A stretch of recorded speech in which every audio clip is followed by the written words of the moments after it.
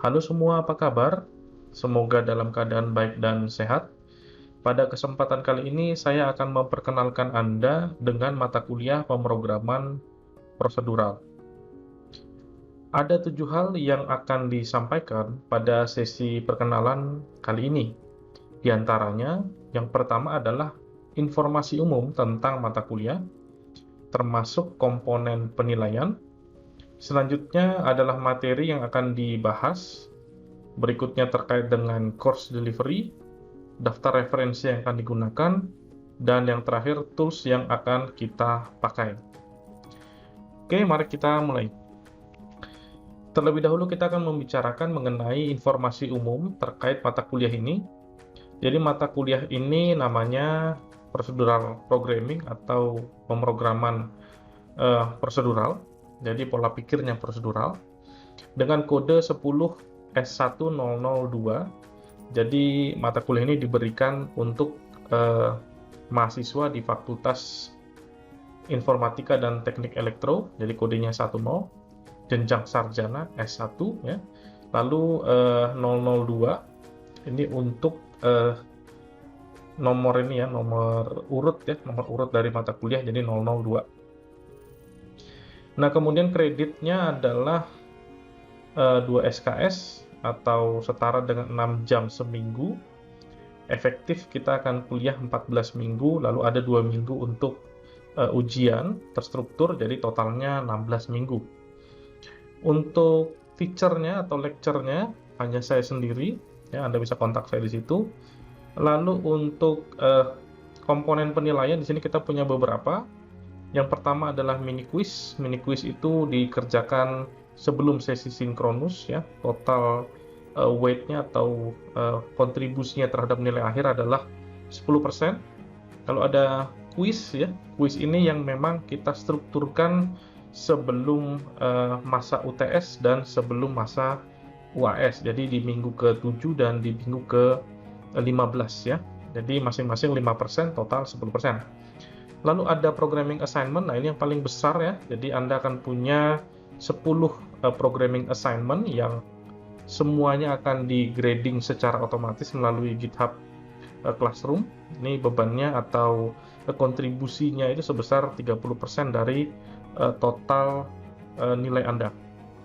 Selanjutnya ada midterm exam dan final term exam atau UTS UAS, masing-masing 25% atau berkontribusi terhadap separuh dari nilai akhir Anda. Pertanyaannya adalah mengapa sih Anda perlu mengikuti mata kuliah ini, terutama buat teman-teman yang dari computing. Pada intinya adalah ya problems come and go. Jadi dalam hidup ini tidak ada yang tidak punya masalah. Semuanya punya problems, dan problems itu ada yang bisa di-solve dengan bantuan komputer, ada yang tidak bisa. Nah, untuk yang bisa dibantu dengan komputer, jadi komputer itu sebagai media untuk membantu, bukan dia yang sebenarnya menyelesaikan. Yang menyelesaikan tetap manusianya, tapi dengan alat bantu komputer. Ya, jadi apa yang akan dikerjakan oleh komputer itu sebenarnya diprogram oleh manusia. Jadi program yang di-create oleh manusia itu tujuannya untuk menjadi solusi bagi suatu persoalan yang spesifik ya. Jadi tidak semua persoalan bisa diselesaikan dengan komputer ya, tapi semua persoalan itu mestinya bisa diselesaikan ya, kira-kira gitu.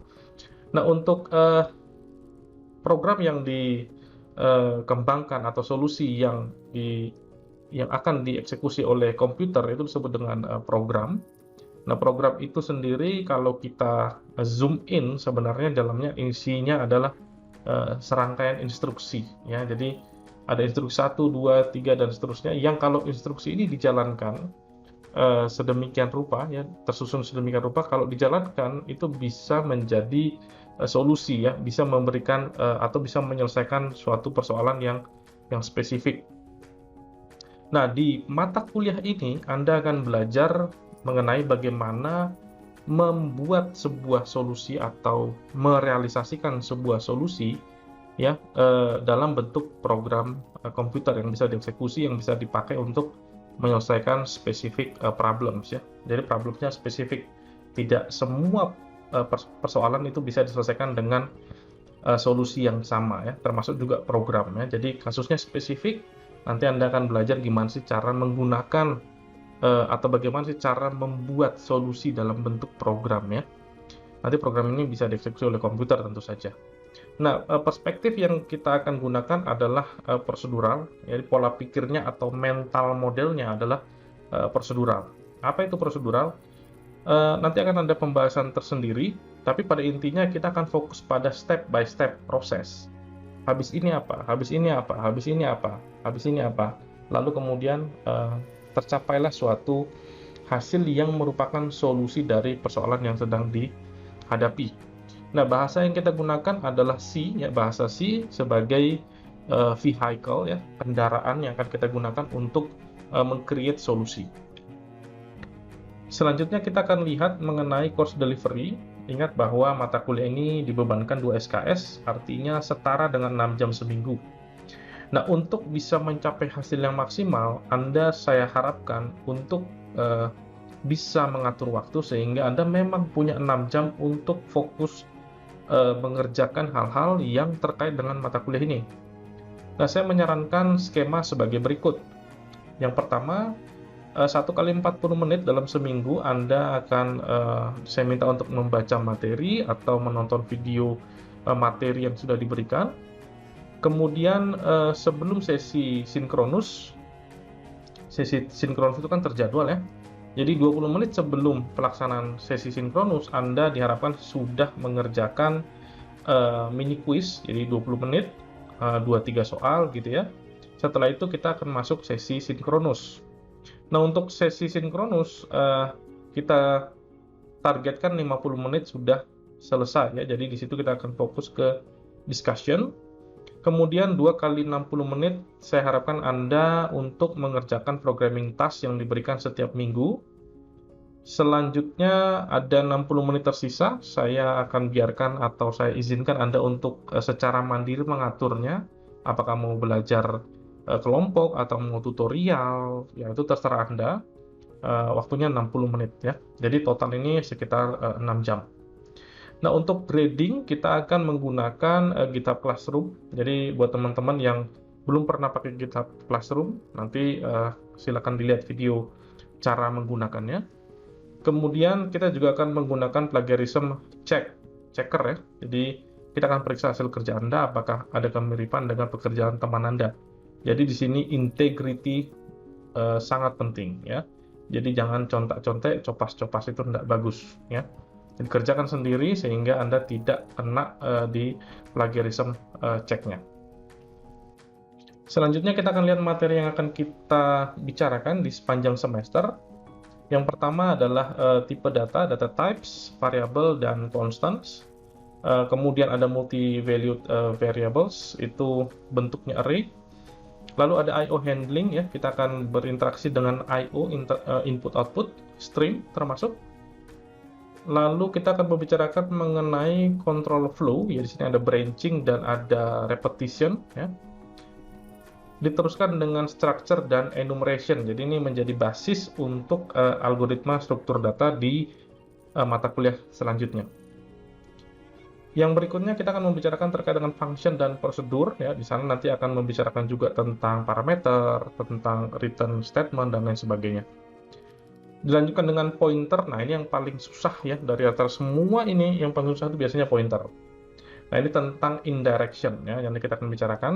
Lalu yang terakhir adalah debugging dan error handling. Sebenarnya fokus kita lebih ke debugging bukan ke error handlingnya. Ya, fokusnya lebih ke debugging, atau debugging itu adalah melihat misalnya ada error nih ya, oh ini error program saya. Nah, terus gimana cara kita melakukan langkah-langkah supaya error itu jadi hilang atau solve ya. Itu debugging. Jadi ini adalah daftar materinya. Untuk referensi kita punya sekumpulan referensi di sini. Jadi ada yang core reference, kemudian ada supporting reference. Nah, untuk core reference kita punya 2, kita usulkan 2 ya. Jadi materi akan disusun menggunakan referensi ini. Yang pertama adalah C Programming Language, ini ditulis oleh Kernighan dan Ritchie. Kemudian ada see the complete reference, ini dari Herbert Skill. Kemudian untuk supporting ada dua ya di sini, modelnya kayak documentation sebenarnya, API documentation ya, C language reference. Lalu yang keempat ini lebih ke untuk memperkaya saja ya, memperkaya sumber bacaan Anda. Ya, jadi untuk reference. Baik, kita lanjut ya. Nah, untuk supporting tools ada beberapa hal yang harus Anda pastikan tersedia di local computer Anda. Yang pertama, kita akan menggunakan C seperti sudah saya sampaikan tadi, maka kita butuh C compiler karena nanti Anda akan nge-compile. Compiler yang akan kita gunakan adalah GCC MinGW. Kemudian untuk code editor saya sarankan menggunakan Visual Studio Code. Anda bisa pakai yang lain, tapi saya sarankan yang ini.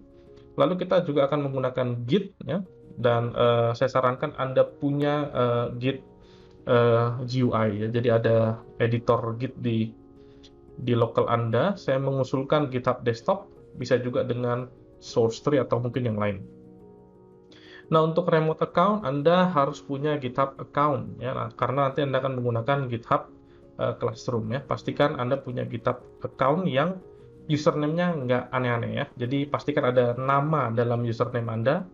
Kalau misalnya nama tersebut sudah diambil orang username-nya, Anda bisa kombinasikan dengan 3 angka terakhir dari NIM Anda. Jadi nggak aneh-aneh gitu ya. Baik, itu saja untuk perkenalan kali ini. Kita akan mulai masuk ke materi. Sekian, terima kasih. Ciao.